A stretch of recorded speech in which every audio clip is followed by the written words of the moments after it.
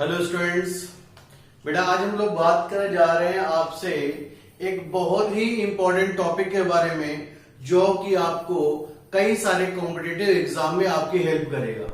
ये टॉपिक आज का है ज्योमेट्री ऑफ मॉलिक्यूल, कि किसी भी मॉलिक्यूल को बनाते समय हमें उस मॉलिक्यूल को कैसा शेप, कैसा ज्योमेट्री देना चाहिए, उसके बारे में थोड़ा बताना चाह रहे हैं। ज्योमेट्री का मतलब क्या होता है कि जैसे हमें अगर मान लीजिए H2O बनाना है, तो H2O बनाने के लिए आपको पता है कि ऑक्सीजन से एक हाइड्रोजन सिंगल कोवलेंट बॉन्ड के द्वारा और दूसरा हाइड्रोजन भी सिंगल कोवलेंट बॉन्ड के द्वारा बंधा होता है। तो यानी कि H2O का स्ट्रक्चर ऐसे ही बना सकते हैं, H2O का स्ट्रक्चर बेटा ऐसे भी बना सकते हैं, H2O का स्ट्रक्चर बेटा ऐसे भी बना सकते हैं। तो इनमें से कौन सा स्ट्रक्चर हम बना सकते हैं और कौन सा स्ट्रक्चर हम नहीं बना सकते हैं, इसके बारे में जो जानकारी आती है वो कौन सी होती है, ज्योमेट्री ऑफ मॉलिक्यूल। मतलब हर मॉलिक्यूल की एक स्पेसिफिक ज्योमेट्री होती है, उसी ज्योमेट्री के आधार पर उस मॉलिक्यूल का स्ट्रक्चर या ज्योमेट्री बनती है। तो इस बारे में बेटा आपको आज बताने जा रहे हैं। जैसा कि ज्योमेट्री के विषय में बताया कि ज्योमेट्री का मतलब है किसी भी मॉलिक्यूल को उसका एक्चुअल संरचना देना या एक्चुअल स्ट्रक्चर देना। किसी भी मॉलिक्यूल के स्ट्रक्चर को देने के लिए, ज्योमेट्री को देने के लिए इस क्लास के पहले एक कॉन्सेप्ट मैंने बताया हुआ है। उस कॉन्सेप्ट का नाम था संकरण, यानी कि हाइब्रिडाइजेशन। और किसी भी मॉलिक्यूल में अगर आपको ज्योमेट्री बतानी है तो पहले आपको यह चेक करना पड़ेगा कि उस मॉलिक्यूल में उस मॉलिक्यूल में संकरण कौन सा है, मतलब हाइब्रिडाइजेशन कौन सा है। और हाइब्रिडाइजेशन के आधार पर ही उस मॉलिक्यूल का ज्योमेट्री तैयार होता है। तो एक हम छोटा सा एक आपको हिंट देते हैं कि किस प्रकार से मॉलिक्यूल का संकरण पता किया जाएगा और संकरण के आधार पर यह हाइब्रिडाइजेशन के आधार पर उसका क्या ज्योमेट्री होगा। तो एक तरफ हम लिख ले रहे हैं किसी मॉलिक्यूल में मिलने वाला हाइब्रिडाइजेशन और दूसरी तरफ लिख ले रहे हैं उसका ज्योमेट्री। ठीक बेटा, तो यहां पर ज्योमेट्री और हाइब्रिडाइजेशन को देख रहे हैं। तो अगर किसी भी मॉलिक्यूल में हाइब्रिडाइजेशन बेटा sp होता है तो उस मॉलिक्यूल का जो ज्योमेट्री बनेगा वो लीनियर बनेगा। और लीनियर कैसा होगा, ये बेटा सेंट्रल एटम होगा, इस सेंट्रल एटम से एक ये सराउंडिंग एटम और ये सराउंडिंग एटम लगे होंगे, ये बॉन्ड एंगल 180 डिग्री का होगा। अगर किसी मॉलिक्यूल में हाइब्रिडाइजेशन बेटा sp2 होता है तो उस मॉलिक्यूल का जो ज्योमेट्री होगा वो ट्राइगोनल प्लेनर होगा। और ट्राइगोनल प्लेनर में जो सेंट्रल एटम होता है बेटा ये होता है, सराउंडिंग एटम एक ये हो जाएगा, एक सराउंडिंग एटम बेटा ये हो जाएगा और एक सराउंडिंग एटम बेटा ये हो जाएगा। यहां पर जो बॉन्ड एंगल होगा वो बॉन्ड एंगल बेटा 120 डिग्री का होगा। इसके बाद अगर कहीं पर हाइब्रिडाइजेशन sp3 हो जाता है तो उस मॉलिक्यूल का जो ज्योमेट्री होगा वो बेटा टेट्राहेड्रल होगा। और टेट्राहेड्रल बनाने के लिए ये आपका सेंट्रल एटम होगा, ये सराउंडिंग एटम का पहला सराउंडिंग एटम ये, दूसरा सराउंडिंग एटम ये, तीसरा सराउंडिंग एटम ये और चौथा सराउंडिंग एटम ये। यहां पर ये बॉन्ड एंगल होता है 109 डिग्री, 28 मिनट का बॉन्ड एंगल आया बेटा। इसके बाद अगली आती है sp3d हाइब्रिडाइजेशन। और sp3d हाइब्रिडाइजेशन को कहते हैं हम लोग हैं ट्राइगोनल बाइपिरामिडल। तो ट्राइगोनल बाइपिरामिडल बनाने के लिए क्या होगा, ये सराउंडिंग एटम बेटा, सेंट्रल एटम, सेंट्रल एटम के बाद सराउंडिंग एटम बेटा ये है, ये बॉन्ड एंगल बेटा 120 डिग्री का है, एक ये एंगल और एक ये सराउंडिंग एटम के साथ में और जुड़ेगा।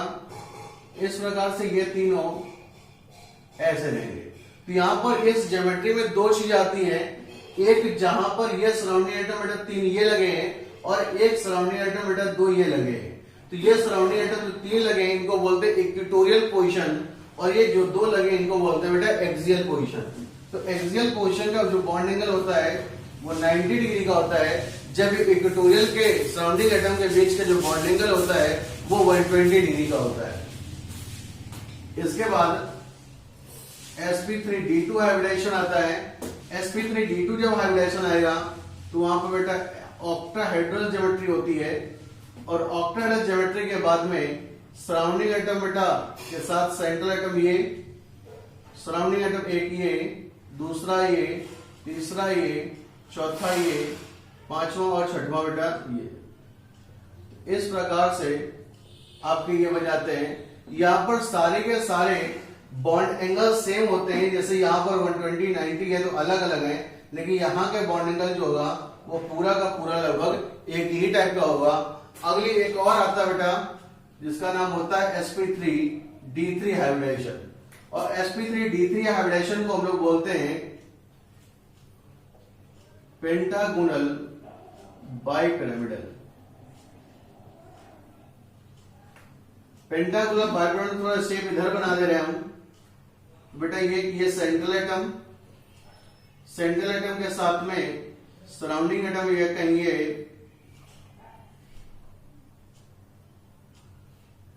ये इस तरह से, और ये सब बेटा इक्वेटोरियल पोजीशन है। इसके बाद ये 90 डिग्री पर आपका ये लग जाएगा इस तरह से बेटा। ये यहां पर ये एंगल लगभग 72 डिग्री का होता है, 72 डिग्री का होता है, और कोई भी एंगल देखा जाएगा तो ये 90 डिग्री का होता है। तो ये बेटा कॉन्सेप्ट है जनरल की हाइब्रिडाइजेशन अगर ये होगा तो हाइब्रिडाइजेशन के सामने उनका ज्योमेट्री लिखा हुआ है कि किस प्रकार की ज्योमेट्री आपको बनानी होगी, और उस ज्योमेट्री का कैसा शेप होगा या किस तरह से उसको डिजाइन करना होगा, वो डिजाइन करना यहाँ पर दिखाया गया है। 2 मिनट देख लीजिए, इसके बाद हम आगे बात करते हैं कि किस प्रकार से आपको हाइब्रिडाइजेशन निकालना पड़ेगा या संक्रमण ढूंढना पड़ेगा।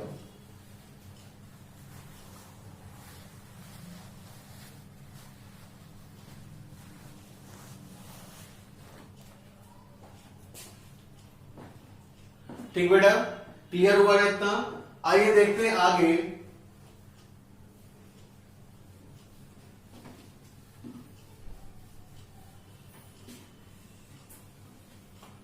ज्योमेट्री कैसे मालूम की जाए, तो हमने कहा है to assign geometry of molecule. किसी भी मॉलिक्यूल की ज्योमेट्री को अगर पता करना है तो ज्योमेट्री को पता करने पर आपको वी नो फर्स्ट, आपको पहले जानना पड़ेगा हाइब्रिडाइजेशन ऑन दैट मॉलिक्यूल।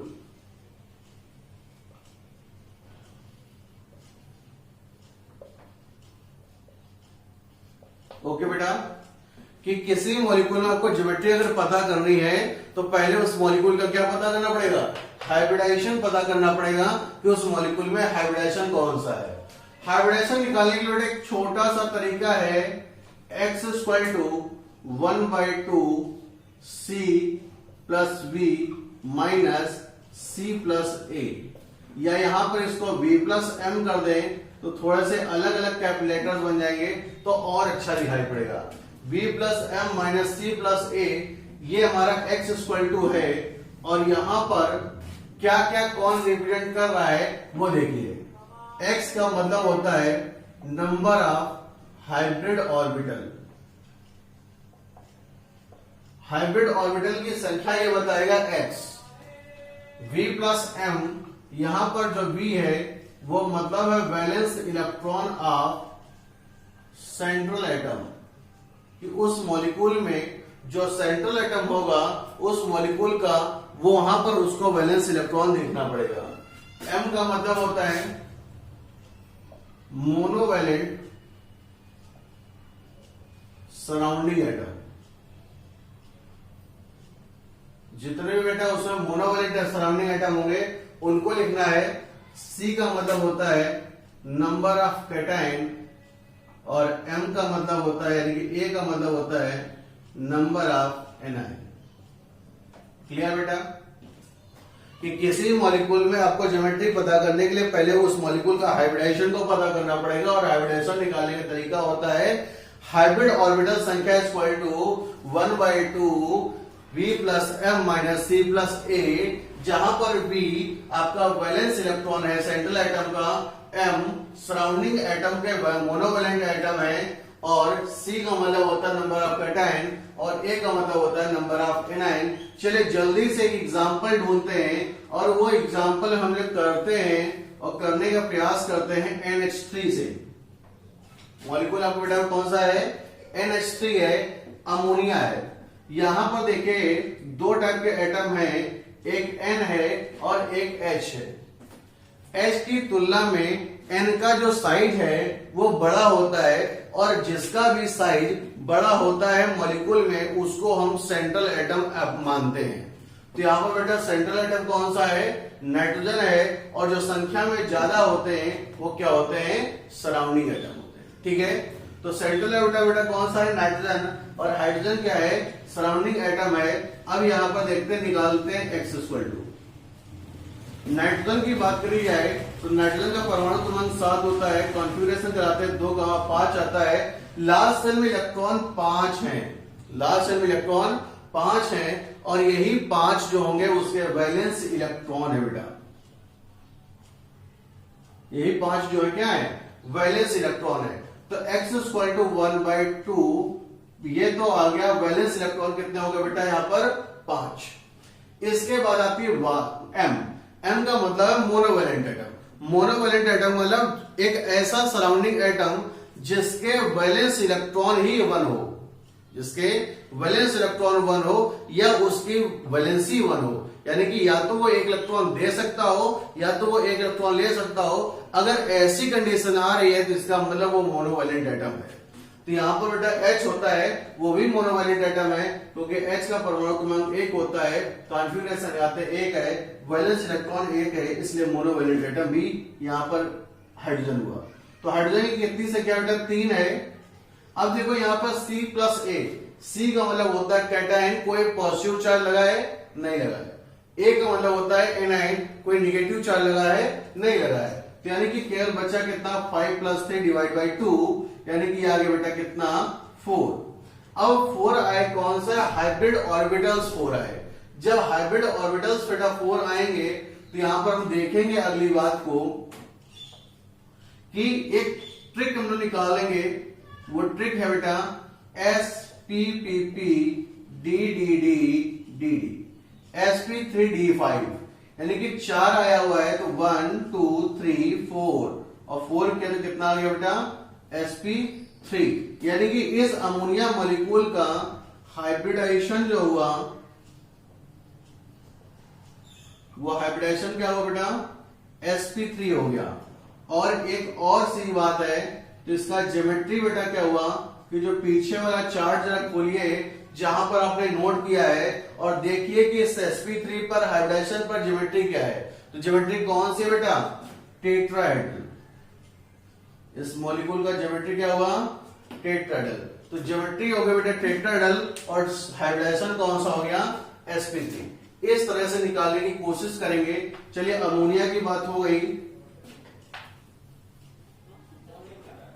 बात करते हैं PCl5 का, फास्फोरस पेंटाक्लोराइड का। तो फास्फोरस पेंटाक्लोराइड में फास्फोरस कितने हैं? 1 है, क्लोरीन कितने हैं? 5 हैं। तो यानी कि सेंट्रल एटम कौन सा हुआ? फास्फोरस, और सराउंडिंग एटम कौन सा हुआ? क्लोरीन। तो बेटा यहां पर देखिए फास्फोरस होता है कितना? 15, कॉन्फ़िगरेशन कराते हैं 2,8,5, यानी कि वैलेंस इलेक्ट्रॉन कितने हो गए? 5। और Cl होता है बेटा हाइड्रोजन, और हाइड्रोजन की वैलेंसी अगर करेंगे 17 परमाणु क्रमांक क्लोरीन का होता है, 2,8,7 आता है, वैलेंसी इसके लिए 1 होती है, इसका मतलब Cl भी क्या हुआ? Monovalent atom. चलिए x काउंट करते हैं। x equal to 1/2 V + M, V valence electron of central atom कितने हैं? 5 प्लस क्लोरीन का ऐसा बताया ना वैलेंसी 1 है, इसलिए मोनोवैलेंट एटम, और कितनी संख्या है? 5। तो 5 + 5 / 2 दैट मीन 5। और अगर 5 आया तो sp_p_p d_d_d_d_d, तो 1 3 4 5 दैट मीन sp3d हाइब्रिडाइजेशन आ गया। तो इसका मतलब बेटा यहां पर हाइब्रिडाइजेशन कौन सा है? हाइब्रिडाइजेशन कौन सा है? sp3 है, d है, और ज्योमेट्री देखिए जल्दी से पलटिए पीछे वाला पेज। अब पीछे वाले पेज में दिखाई पड़ा होगा sp3d के बाद में लिखा है ट्राइगोनल बाइपिरामिडल। तो ट्राइगोनल बाइपिरामिडल, क्लियर? कैसे बनाएंगे? फास्फोरस को बेटा बीच में रखेंगे, एक सीएल ये, एक सीएल ये, एक सीएल ये, एक ये और एक ये। तो इस तरह से ये बेटा हमारा PCl5 बन गया, फास्फोरस पेंटाक्लोराइड बन गया। क्लियर हो गया बेटा कि किस प्रकार से आपको हाइब्रिडाइजेशन निकालना है। चलिए एक थोड़ा सा छोटा सा और कठिन सा मॉलिक्यूल ले लेते हैं। और बेटा कठिन सा मॉलिक्यूल ले रहे हैं, कौन सा ले रहे हैं? वो ले रहे हैं SF4, सल्फर टेट्राक्लोराइड, SF4 ले रहे हैं। SF4 में देखिएगा x equal to 1/2 V plus M। V क्या है यहाँ पर? सल्फर, सेंट्रल एटम सल्फर हुआ क्योंकि संख्या में एक है, परमाणु क्रमांक होता है बेटा 16। 16 को कॉन्फ़िगरेशन करते हो तो आता है 2,8,6 और 2,8,6, इसका मतलब वैलेंस इलेक्ट्रॉन यहाँ पर बेटा 6 हो गए। प्लस मोनोवैलेंट एटम बेटा कितने हैं? 4। तो 6 plus 4 divide by 2, that mean आया बेटा कितना? 5। और 5 है फिर से sp से करोगे तो sp3d आएगा, एक s 3p और एक d यानी कि sp3d। तो हाइब्रिडाइजेशन बेटा यहां पर क्या हुआ? sp3d हुआ। और ज्योमेट्री क्या हुआ बेटा? कौन सी ज्योमेट्री लिखी? जल्दी से देखिए, लिखा हुआ ट्राइगोनल बाइपिरामिडल। क्लियर बेटा? कोई दिक्कत तो नहीं? No problem. तो ज्योमेट्री क्लियर आ रही ना? यहां तक देखिए, चलिए निकालने की कोशिश करिए। एक नई ज्योमेट्री, एक नया मॉलिक्यूल, एक नया आयन। वो नया आयन कौन सा है? SO4 2 negative. सल्फेट आयन का ज्योमेट्री पास आउट करिए, सल्फेट आयन की ज्योमेट्री निकालिए जल्दी से।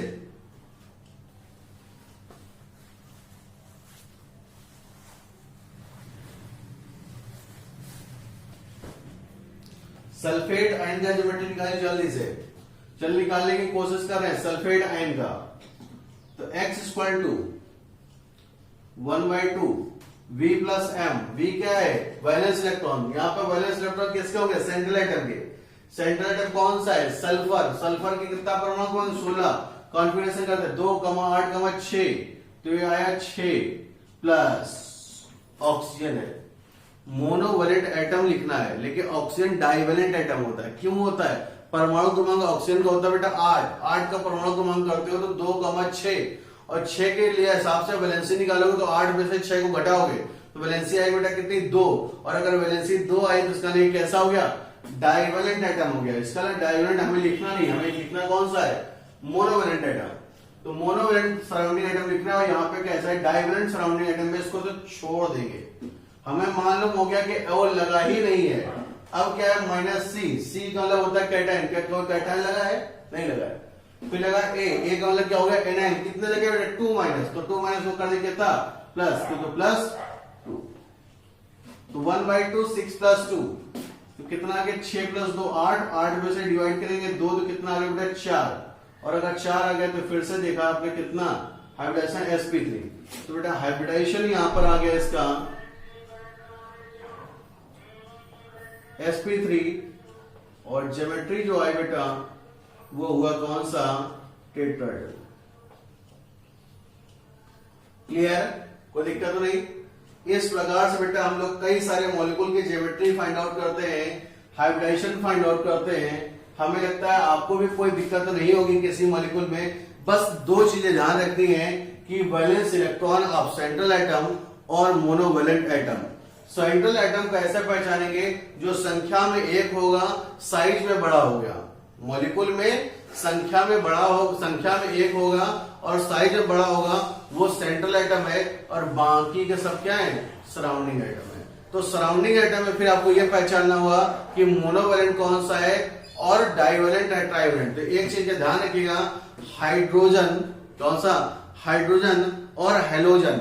हाइड्रोजन और हेलोजन आपके मोनोवैलेंट होते हैं, बाकी के सारे डाइवैलेंट हो सकते हैं, ट्राई हो सकते हैं, टेट्रा हो सकते हैं, पेंटा हो सकते हैं, हेक्सा हो सकते हैं, कुछ भी हो सकता है, लेकिन मोनोवैलेंट नहीं हो सकते। तो मोनोवैलेंट के लिए क्या होना चाहिए? केवल हाइड्रोजन और हेलोजन, बस। क्लियर थी बात? तो आज के लिए इतना ही। जो भी मॉलिक्यूल आपके दिखाई दे रहा हूं उन मॉलिक्यूल पर ज्योमेट्री और हाइब्रिडाइजेशन निकालने का प्रयास कीजिए, और प्रयास करने के बाद में कमेंट बॉक्स पे लिख दीजिए जिस मॉलिक्यूल का आपको समझना है। अगले वीडियो लेक्चर में आपको उस मॉलिक्यूल के स्ट्रक्चर के बारे में बात करेंगे, और एक चीज और जोड़ेंगे। उस नई चीज का नाम होगा ज्योमेट्री के बाद की अगले स्टेप, उसका अगली स्टेप होता है बेटा शेप ऑफ मॉलिक्यूल। क्या होता है? शेप ऑफ मॉलिक्यूल, कि मॉलिक्यूल का शेप। और मॉलिक्यूल का शेप जानने से पहले हमें एक नई थ्योरी पढ़नी पड़ेगी। उस थ्योरी का नाम है VSEPR theory, valence shell electron pair repulsion theory. तो आगे आने वाले वीडियो लेक्चर में हम बात करेंगे VSEPR थ्योरी के बारे में और शेप ऑफ मॉलिक्यूल के बारे में। लेकिन उससे पहले जो भी आपके मॉलिक्यूल हैं उन मॉलिक्यूल पर इन सबकी प्रैक्टिस बेटा करिए, और जो भी प्रैक्टिस में समस्या आती है उन मॉलिक्यूल को कमेंट बॉक्स में लिखिए। धन्यवाद, थैंक यू।